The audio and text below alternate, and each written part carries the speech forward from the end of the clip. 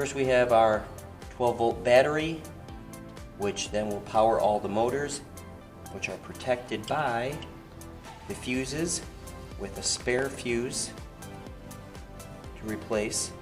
You've got your drive motor, you've got your fan motor, you've got your shaker motor. This knob right here controls the down pressure to the main broom. This motor drives our main broom and our side broom. On the other end of the main broom is a pulley system that will go ahead and operate our side broom. So the main broom is a forward throwing into your hopper. It's got a mix type of bristle, and the side broom is going to take in all the debris into the path of the machine so it can hit the main broom and throw it right into here. Putting in the front hopper, slide it in, take the latch, and when you push forward on this, it seals the hopper to the main broom compartment. The unit has an onboard charger that can be used for flooded batteries and sealed batteries.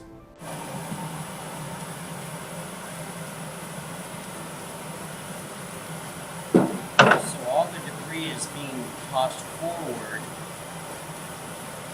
into the hopper. The hopper fits in,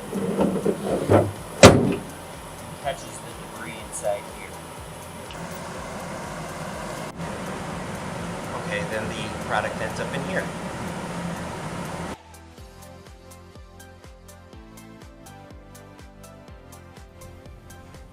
You have your panel filter, and all your light debris is going to be caught in the back hopper.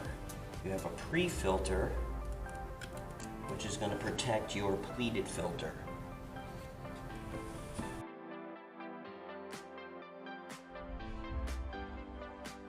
Adjusting your main broom for less pressure, more pressure. This is the onboard charger indicator to let you know when your battery is fully charged. Okay, you got your key operation here.